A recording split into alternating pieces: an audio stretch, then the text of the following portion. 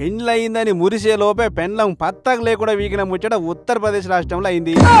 గడ్డాలు మీసాలు నున్నగా గీక్కొని అవుపడుతుండు చూడు. ఈ అన్న పేరు వినోద్ కుమారు, క్యాబ్ నడుపుతాడు.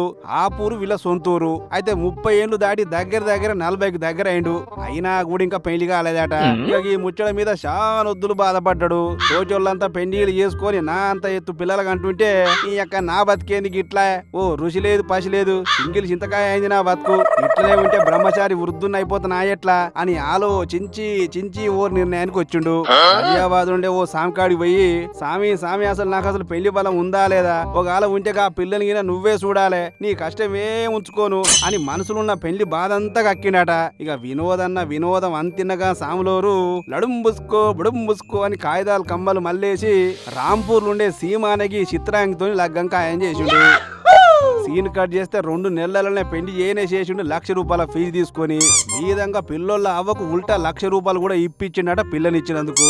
దీంతో నా జీవితకాల కోరిక తీరింది, ఇక నన్ను ఎవ్వడాపలేడు, పదా సీమ అని చెప్పి పెళ్ళాన్ని ఎంట పెట్టుకొని సొంతూరు ఆపూరు పోయిండు వినోద్ అన్న. ఇక పొద్దుక ఫస్ట్ నైట్ కోసం అన్న కళ్ళ ఒత్తులేసుకొని చూస్తా అంటే అటు సీమమ్మ గారు పెయిల బాలేదండి అని అవోటి భుజాక ముచ్చట్లు చెప్పిందట.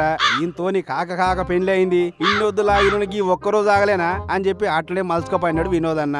అంతే అత్తగారింట్లో ఇల్వైన సొమ్ములన్నీ మూట కట్టుకొని రాత్రికి రాత్రే ఊసుకో అందట సీమ. ఇక తెల్లారు లేచి చూస్తే ఏముంది, సీమ లేదు నా దోమ లేదు. దీంతో పెళ్లి చేసుకొని పెళ్ళాన్ని తెచ్చుకుంటే దొంగదండి దోసుకపోయింది. జరగా శంకిని మీద కేసు కట్టి చెంపలు వాయగొట్టురు సారు అని చెప్పి పోలీస్ స్టేషన్ లో ఫిర్యాదు అయ్యిండు అన్న. చూడరే ఎంత మోసమైందో. అంత చూస్తుంటే సామిగాడే ఉపాయంతో దొంగను అంటగట్టినట్టుందని కొందరు అంటుంటే పెళ్లి మూర్పంలో మనవడికి దొంగది దొరది ఏం ఏర్పాలే, అందుకే గిట్లయిందని కొందరు అనబట్టిర్రు. మరిగా మీరేమంటారో కామెంట్ రాయిరిగా.